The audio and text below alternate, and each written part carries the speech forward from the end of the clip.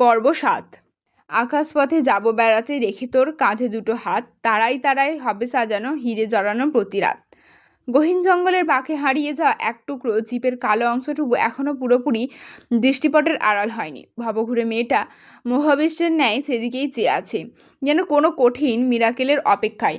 কে বলতে পারে, হয়তোবা অরণ্য হুট করেই ফিরে এলো। আবারও চোখ মুখে হাজারো বিরক্তি টেনে ইস্যুর ওপর তীক্ষ্ণ অধিকার দেখিয়ে বলল, আমাকে একদম প্রশ্ন করবে না, আমি কাউকে কৈফিয়ত দিই না।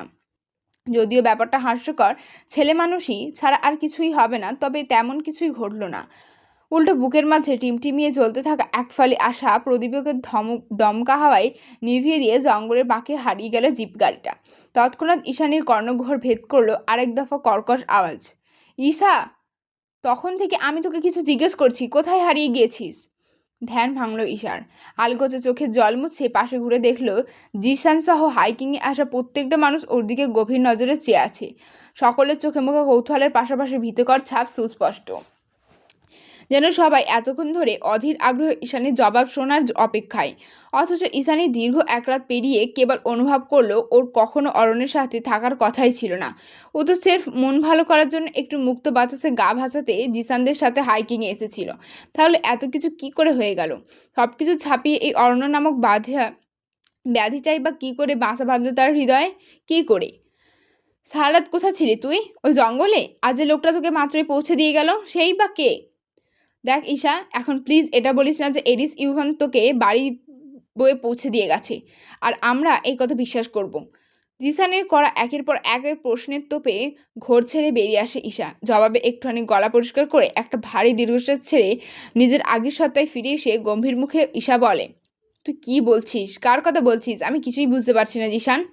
অতঃপর পেছন ঘুরে সবার উদ্দেশ্যে একটু জোরপূর্বক হেসে জানালো, সবাইকে এতটা চিন্তিত দেখাচ্ছে, আমি সত্যিই ভীষণ লজ্জিত, কিন্তু এই দেখো আমি ঠিক আছি, সেফ আছি। তোমরা প্লিজ আমায় নিয়ে আর অহেতুক চিন্তা করো না। ঈশানীর কথা শেষ হতে না হতেই মীনা বলে উঠল, চিন্তিত হওয়ার যথেষ্ট কারণ রয়েছে ঈশানী। এই জঙ্গলটা পুরোপুরি নিষিদ্ধ। ওখানে রাত তো দূরের কথা, দুপুরেও কোনো সাধারণ মানুষ গেলে পর্যন্ত ফিরে আসে না। আর মেয়ে মানুষদের তো আসার প্রশ্নই ওঠে না। শুনেছি ওখানে ছড়ানো ছিটানো অসংখ্য পাতিমাস্তানদের ডেরা। ওরা জন্তু জানোয়ারের থেকেও হিংস্র হয়ে থাকে। দেশের যতই অনৈতিক অসাধু কর্মকাণ্ড, তার প্রায় 50% এখান থেকেই লিড দেওয়া হয়। আর তুমি সেখানে এক রাত কাটিয়ে এসে বলছো তুমি সেফ? হাউ ইট পসিবল ইসানি? ওয়েট, তুমি এত কিছু জানলে কি করে? আমরা তো এই জঙ্গলের ব্যাপারে তেমন কিছুই জানি না। ইসানি কিছু বলবে তার আগে প্রশ্নটা ছুড়ল মিনার বয়ফ্রেন্ড আদি।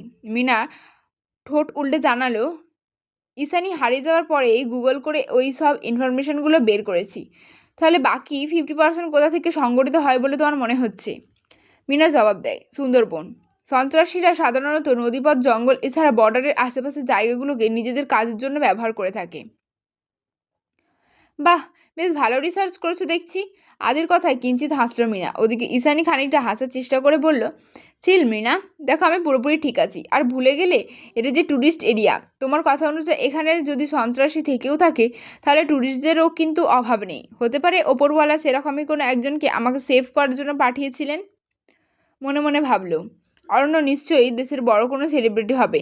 ওই জন্যই তো জঙ্গলে এতটা সুরক্ষিত ছিলাম আমরা। এবার চিটাগং ফিরে এই রহস্য ঠিক বের করে ফেলবো আমি। ওদিকে ঈশানীর এমন গা ছাড়া কথাবার্তায় চড়াত করে ওঠে জিসানের মস্তিষ্কটা।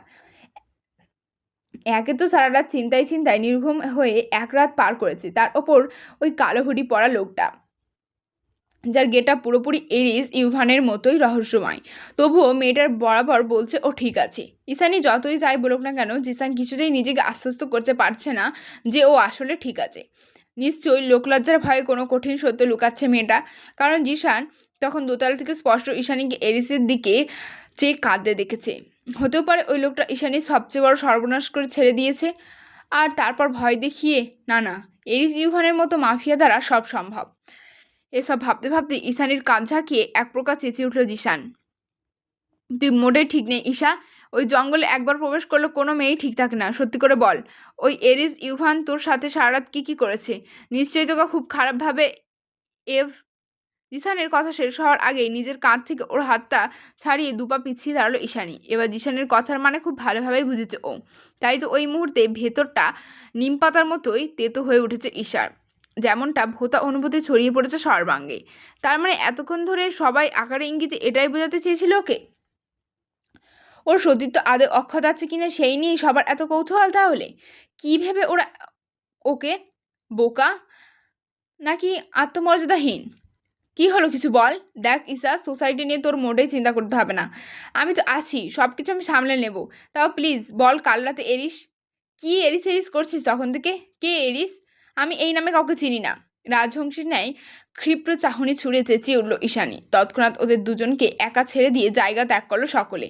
জিশান প্রত্যুত্তরে কিছু বলবে তার ফুরসত দিল না ঈশানী। পুনরায় ঝাঁজে উঠে বলল, তোকে বহুবার বলেছি জিশান, আমি যথেষ্ট বড় হয়েছি, নিজের ব্যাপারে সিদ্ধান্ত নিতে জানি, আমি নিজের ভালো মন্দটা বেশি বুঝি, তাই আমার সব ব্যাপারে নাক গলানোটা বন্ধ করে এবার।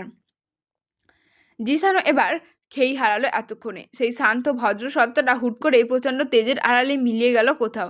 এক জীবন্ত হায়নার মতো হিংস্রতা ভর করলো ও চোখে মুখে। রাগে গদগদ করতে করতে চোয়াল শক্ত করে জিশান বলে উঠল, আমি আগেও বলেছি, এখনও বলছি, ইটস নট ফেয়ার ঈশানী। আমি তোর চোখে ওই এরিসের জন্য মায়া দেখেছি, প্রচণ্ড ঘোর দেখেছি, অথচ এই মায়া এতগুলো দিনে একবারও আমার জন্য দেখিনি। আমার সামনে তুই আস্ত একটা জড়বস্তুর মতো বিহেভ করিস। হোয়াই? এক রাতে কী এমন হলো ওই জানোয়ারটা যা আমি এতদিনেও দিতে পারিনি? এ যেন বন্ধু জিশানের সম্পূর্ণ এক নতুন রূপ, ভিন্ন সত্তা। তার মানে জিশান এতদিন ধরে বন্ধুত্ব নয় অন্য কিছু চাইতো ঈশানীর কাছে। অন্য কিছু বলতে কি, ভীষণ নিষিদ্ধ কিছু? ঈশানী তো আপাতত সেটাই মনে হচ্ছে। তাই তো এই মুহূর্তে ঝগড়া কিংবা জিশানকে কোনোরূপ জবাবদিহি করার ইচ্ছেটা পুরোপুরি মরে গেল ঈশানীর। আকাশ ভেঙে ঝুম বৃষ্টি নেমেছে। পিচঢালা পাহাড়ি বাঁকানো রাস্তায় আছড়ে পড়ে সেই বর্ষণের রিনঝিন আওয়াজ কানে এসে বাড়ি খাচ্ছে প্রতি মুহূর্তে। তুমুল বর্ষণের মুখোমুখি দাঁড়িয়ে জিশান আর ঈশানী দুজনেই কাক ভেজা হয়ে চুপসে গেছে। দোতলার করিডোর দিয়ে সবাই উকিঝুঁকি দিয়ে ওদেরকেই দেখছে আপাতত। সবার মনে একটাই কৌতূহল, আদতে হচ্ছেটা কি ওদের মাঝে? একটু পরে নীরবতা ভেঙে তুমুল বৃষ্টির মাঝে ঈশানী বলে ওঠে, তুই কার কথা বলছিস আমি জানি না, কি ইঙ্গিত করছিস সেটাও ঠিক বুঝতে পারছি না, তবে এ কথা বলতে দ্বিধা নেই যে আমি অরণ্যকে ভালোবেসে ফেলেছি। আমি জানি না তুই আমাকে কি ভাবিস, তবে আমার দিক থেকে তোকে একজন বন্ধু হিসাবে এটুকু জানার অধিকার তুই অবশ্যই রয়েছে। আশা করি এ ব্যাপারে আমাদের মাঝে আর কখনো কোনো কথা হবে না, কারণ দৃষ্টিভঙ্গি আর আবেগ এক জিনিস নয়। নিজের মনের ভাব ব্যক্ত করে হনহনিয়ে রিসর্টের দিকে চলে যায় ঈশা। ওদিকে জিশান মূর্তিমান হয়ে দাঁড়িয়ে আছে এখনো। ওর মস্তিষ্কে আপাতত প্রশ্নের জটলা। ঈশানীর মতো বরফ শীতল মেয়েটা এত সহজে কারো প্রেমে পড়ে গেল, এটাও কি সম্ভব? তার উপর এক রাতে অমন গহীন জঙ্গলের মাঝে, এর মানে কি? ওটা তো এরিস ছিল, তাহলে এই অরণ্যটা কোথা থেকে এলো? কী বা হয়েছিল গত রাতে? জিসানের পৈশাচিক মনটা ক্রমাগত নেতিবাচক ইঙ্গিত দিয়ে যাচ্ছে। কেন যেন মনে হচ্ছে ওই লম্বা মতো ছেলেটা ঈশানীকে জোর করেছে, আর এখন উপায় না পেয়ে ঈশানী নিজেকে সতী প্রমাণ করার বৃথাই চেষ্টা চালাচ্ছে। যদি এটাই হয় তবে জিসানের জন্যই ভালো, কারণ ঈশানীর দুর্বলতা ইতিমধ্যে ধরে ফেলেছে ও। ধীরে ধীরে জিশানের সতেজ নির্ভেজাল মনটা কলুষিত হয়ে যাচ্ছে প্রত্যাখ্যানের অসহ্য অপমানে। ঈশানীর মতো একটা সরল বোকাসোকা অতি সাধারণ মেয়ের কাছ থেকে এমন রিজেকশন কিছুতেই মানতে পারছে না জিশানের মস্তিষ্ক। মনে মনে জিদ চেপে বসেছে, এর শেষ দেখে নেবে ও। দরকার পড়লে ঈশানীর মাকেও বলে দেবে তার মেয়ে জঙ্গলের মাঝে অনাঙ্কিত রাত্রি যাপনের কথা। তখন নিশ্চয়ই উপান্ত না পেয়ে নীল চোখের মেয়েটাকে জিশানের হাতেই তুলে দেবে ঈশানীর মা। সকালে ভাঙাচোরা মনটা নিয়ে যা হোক নিজেকে কিছুটা ঠিকঠাক করে আপন গন্তব্যে পাড়ি জমিয়েছে ঈশানী। কিন্তু মন থেকে এই একটা রাত, ওই মুহূর্ত আর ওই অধর তলার তিলকধারী বাদামি চোখের সৌবিষ্টে পুরুষকে কোনোটাকে এক মুহূর্তের জন্য মানসপট থেকে দূরে ঠেলে দিতে পারছে না ঈশানী। এ কেমন ঘোর এক রাতে স্মৃতি জমে সুপের মতো ভারী হয়ে আছে মস্তিষ্ক। তার ওপর বাসটা খাগড়াছড়ি পেরোতে বুকের ভেতর চিনচিন ব্যথাটা প্রচণ্ড গতিতে বেড়ে যাচ্ছে। বাসের প্রতিটি চাকার ঘর্ষণে যেন পিষে যাচ্ছে ঈশানী। মনে হচ্ছে কি যেন নেই। মৃণা ঈশানীর পাশের সিটেই বসেছিল। সকাল থেকেই মেয়েটা অন্যমনস্ক, আর এখন কেমন অদ্ভুত রকম হাঁসফাঁস করছে। এক হাত দিয়ে বুকের কাছে স্কার্ফটা চেপে ধরে জোরে জোরে শ্বাস ফেলছে। মনে হচ্ছে ওর কোথাও ভীষণ কষ্ট হচ্ছে। ঈশানীকে এমন হাঁসফাঁস করতে দেখে মৃণা ডেকে উঠল হঠাৎ। কি হয়েছে ঈশানী, তুমি ঠিক আছো? শরীর খারাপ লাগছে? একটু পানি খাবে? ঈশানী না সুযোগ মাথা নেড়ে জবাব দিল, তোমার ফোনটা দেবে মৃণা, আমি আসলে নিজের মোবাইলটা জঙ্গলে হারিয়ে ফেলেছি। মৃণা তৎক্ষণাৎ ভ্যানিটি থেকে ফোনটা বের করে ঈশানীর দিকে এগিয়ে দিল। ঈশানী ফোন নিয়ে কাকে যেন ডায়াল করলো। কয়েক সেকেন্ড বাদে ওপাশ থেকে শোনা গেল নিঝুমের উদ্বিগ্ন কণ্ঠ। দুদিন বাদে চেনা পরিচিত বোনের মতো বেস্ট ফ্রেন্ডের গলার আওয়াজ পেয়ে নিজেকে আর সামলাতে পারল না ঈশানী। সামলাতে না পারারই কথা, কারণ ওর হৃদয়টা ইতিমধ্যে দগ্ধ হয়ে আছে অচেনা এক পুরুষের আগমনে। সে কী জাদু করলো কে জানে। শক্তপোক্ত আত্মবিশ্বাসে বেড়াজাল কেমন ক্ষয়ে ক্ষয়ে যাচ্ছে ঈশানীর। ও নিজেকে চেয়েও ঠিক রাখতে পারছে না। ওদিকে ঈশানীর ক্রন্দনরত আওয়াজ কানে ভেসে আসতে উদ্বিগ্নতার মাত্রা দ্বিগুণ হলো নিঝুমের। ও তেতে উঠে বলল, ফাজিল মেয়ে, ফোন কোথায় থাকে তোর? কাল থেকে কত হাজারবার কল করেছি, তার এক বিন্দু পরিমাণ ধারণা রাখিস তুই? নিজে তো জীবনেও কল করবি না, আমি করলেও ধরবি না। আমি কি পরিমাণ চিন্তিত ছিলাম জানিস তুই? রাতে ঘুম অবধি পারিনি।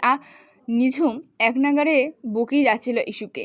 এক পর্যায়ে হুট করে উপাস থেকে কথা বলে উঠল ঈশানী, আমার অরণ্যকে খুব মনে পড়ছে রে নিঝুম। সেই আমি হুট করে প্রেমে পড়ে গেলাম। কখন, কিভাবে, কেমন করে কিছুই মনে পড়ছে না। শুধু বুকটা ব্যথায় ছিঁড়ে যাচ্ছে। গাড়িটা যত এগোচ্ছে ততই মনে হচ্ছে আমার দম আটকে আসছে। এবার আমি কি করব বলে দে। আমি অরণ্যকে আবারও দেখতে চাই। ওই অজানা লোকটাকে দ্বিতীয়বার দেখার প্রয়াসে নীল হয়ে যাচ্ছে আমার উচাটান হৃদয়টা। কি করব বল না। বাচ্চাদের মতো বারবার একই শব্দ আওড়ে যাচ্ছে ঈশানী। কি করব বল না। ওদিকে এত বড় একটা ঝটকায় পুরোপুরি নিস্তব্ধ নিঝুম। ও কি বলবে, কিভাবে বলবে, এই মুহূর্তে কিছুই বুঝে উঠতে পারছে না।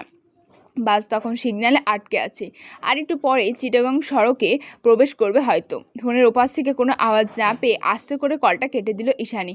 অতঃপর পুনরায় ফোনটা এগিয়ে দিল মৃণার নিকট। ঠিক সেই সময় বাসের টিনটেড জানলা ভেদ করে ঈশানীর নজরবন্দি হলো কালো হুডু পরিহিত একজন। ও নিজে চোখে কিছুতেই বিশ্বাস করতে পারছিল না। তাই বারবার গাড়ি ঘোড়ার আর জনমানবের আড়ালে থেকে লোকটাকে একটু ভালোভাবে দেখার চেষ্টা করছিল। ওর মনে হচ্ছে এটাই অরণ্য। কিন্তু অরণ্য এখানে কি করছে? ঈশানীর জন্যই অপেক্ষা করছে না তো? হুট করে উদয় হওয়া আচানক প্রশ্নে সচকিত হলো ঈশানীর মস্তিষ্ক। ও কি করবে ভেবে পাচ্ছে না। ওদিকে সিগন্যাল পরিবর্তন হতে বাস চলতে আরম্ভ করেছে। ঈশানীর মনে হচ্ছে অরণ্য আবারও হারিয়ে যাচ্ছে। ওই মানুষের জঞ্জাল, ওই দানবীয় গাড়ির বহর, বিরক্তকর হর্নের আওয়াজ, সব কিছুর আড়ালে ওই কালো হুডি পরা লোকটা ক্রমশ হারিয়ে যাচ্ছে। অগত্যায় উপায়ন্তর না পেয়ে সিট থেকে উঠে দৌড়ে বাস থেকে নেমে যাওয়ার জন্য উদ্যত হলো ঈশানী। তবে উদাসীন হয়ে বাইরের দিকে এক পা বাড়াতেই সজোরে ওর হাত টেনে ভেতরে নিয়ে এলো জিসান। আচমকা শরীরে ঝাঁকুনি অনুভব করতে চোখের পলক ফেলল ঈশানী।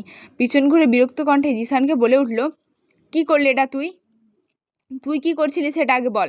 চলন্ত বাস থেকে নেমে যাচ্ছিলিস তুই? পাগলামির একটা সীমা থাকে Isha. Are you out of your Mount?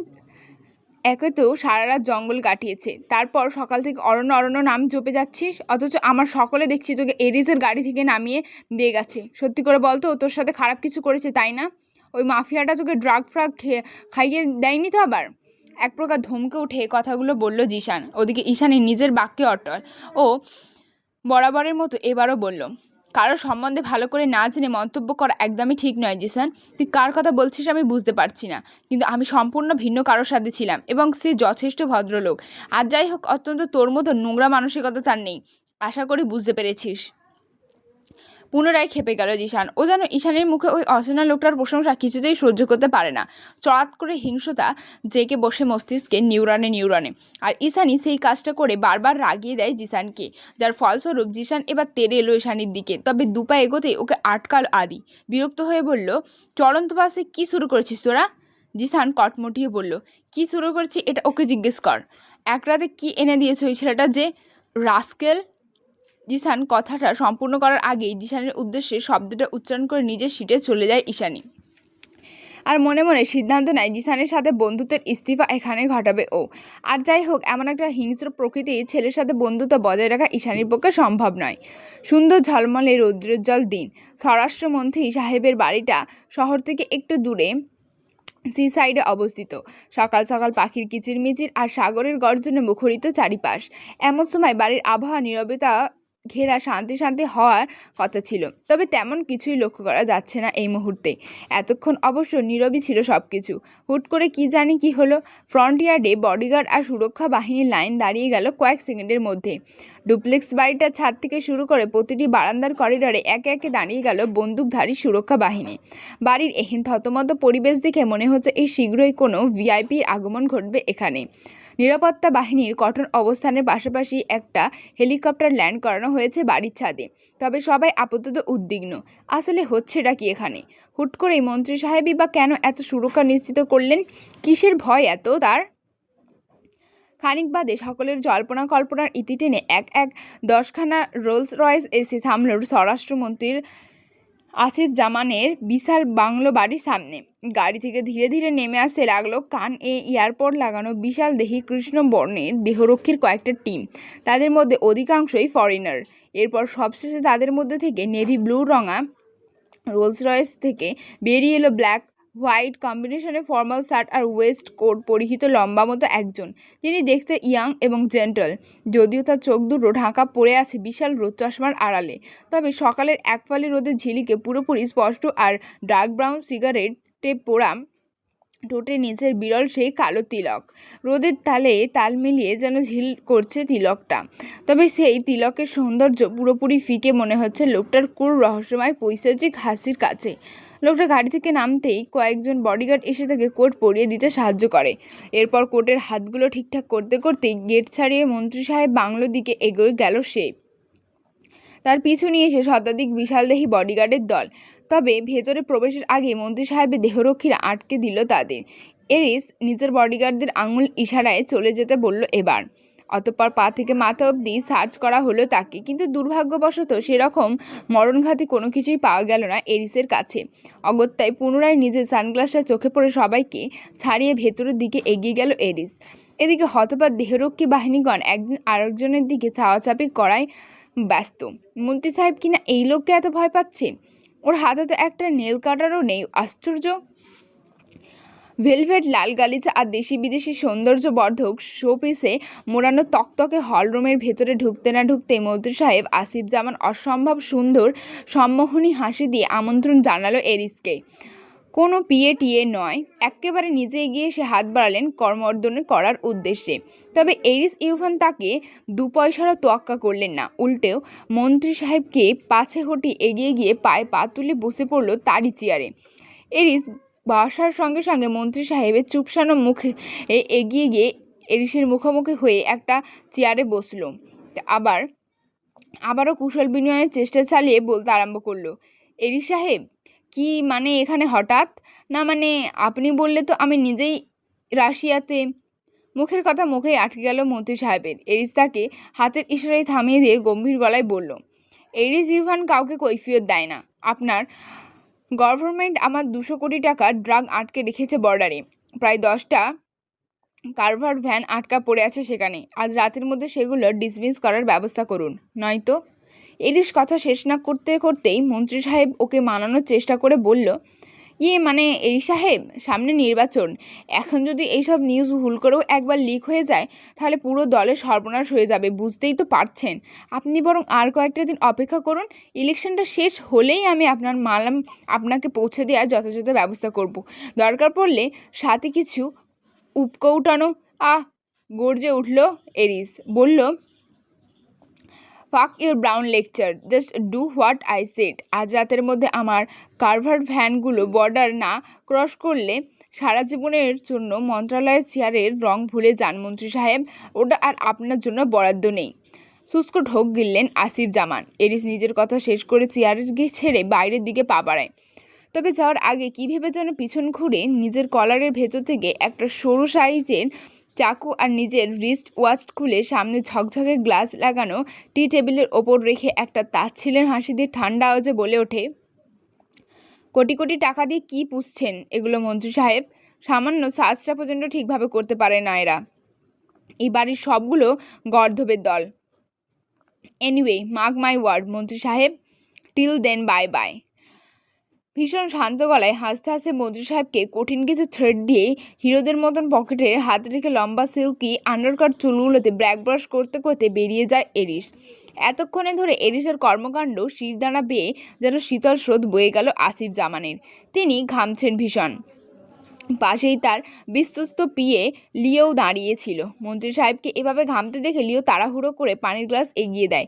মন্ত্রী সাহেব ঠান্ডা পানি চুমুক দিয়ে ঢকঢক করে গ্লাসে শুদ্ধ পানি শেষ করে নিজেকে খানিকটা ঠিকঠাক করে থতমত আওয়াজে লিউকে উদ্দেশ্য করে বলে উঠলেন, ওকে জানো তুমি? অযাচিত লিউ না সূচক মাথা নাড়লে মন্ত্রী সাহেব বলেন, মাত্র 30 বছর বয়সেই এই ছেলেটা one of a most dangerous fucking mafia terrorist in the entire world underworlds. রাশিয়ার most wanted powerful mafia group python প্যারাডাইসের একমাত্র লিডার দ্য এরিস ইউভান, যার মধ্যে দয়ামায়া আবেগ অনুভূতি ভালোবাসার কোনো অস্তিত্ব নেই।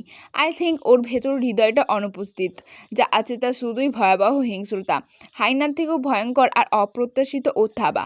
ওর কাছে দ্বিতীয়বার বলতে কিছু নেই। সুযোগ কিংবা কমিটমেন্ট যাই হোক না কেন, সেটারই প্রথম, সেটাই শেষ। মানুষের প্রাণ আর অস্তিত্ব দুটোই তার কাছে পুতুলের খেলা মাত্র। ও শুধু একটা জিনিসই জানে আর একটা জিনিসই বোঝে, power and money, that's all. Openly crime করে বেড়ানোটা ওর কাছে প্যাশন মাত্র। দেশের ভেতরে বাইরে বৈধ অবৈধ প্রায় 1000-এর ওপর রানিং ইন্ডাস্ট্রিজ রয়েছে ওর। এছাড়া আন্ডারওয়ার্ল্ড মাফিয়া বিজনেস তো রমরমা। পৃথিবীর কোনো মাফিয়ার কাছে যেসব দুর্লভ জিনিস পাওয়া যায় না, সেগুলো এক পিস হলেও ওর কাছে রয়েছে। আমার মতো এরকম শত শত মন্ত্রী মিনিস্টারদের প্রতিনিয়ত পকেটে নিয়ে ঘুরে বেড়ায় এই ছেলে। বুঝলাম। মন্ত্রী সাহেবের ঘোর কেটে লিওর কথায় তিনি শুধান, কি বুঝলেন? He is a total heartless bloody beast, also dangerous. কিন্তু এবার কি করব স্যার? কি আর করবে, আপাতত যা বলছে তাই করো। সামনে নির্বাচন, এই সময় এরিসের সঙ্গে পাঙ্গা নেওয়াটা মূর্খামি ছাড়া কিছুই নয়। কিন্তু স্যার, একটা খটকা রয়েই গেল। আসিফ জামান বিরক্ত হয়ে শুধালেন, আবার কি? এরিস ইউভান চাকু রেখে গিয়েছে বুঝলাম, কিন্তু ঘড়িটা কেন খুলে রেখে গেল? বমটম নেই তো এতে? লিওর কথায় মন্ত্রী সাহেবের শরীর শিউরে উঠল। তিনি তৎক্ষণাৎ জায়গা ত্যাগ করে দোতলার দিকে যেতে যেতে বললেন, এই ছেলেকে মোটেও বিশ্বাস নেই। আমার সুগার বেড়ে গেল, ওয়াশরুমে যেতে হবে। তুমি এক্ষুনি এগুলো সরানোর ব্যবস্থা করো, রাইট নাও। আজকের এপিসোডে এতটাই রাখলাম। খুব শীঘ্রই আর একটা এপিসোড নিয়ে তাড়াতাড়ি ফিরবো। ততক্ষণের জন্য পাশে থাকবেন এবং আমার চ্যানেলটাকে অবশ্যই সাবস্ক্রাইব করে দেবেন, লাইক করবেন, কমেন্ট করতেও ভুলবেন না। টাটা।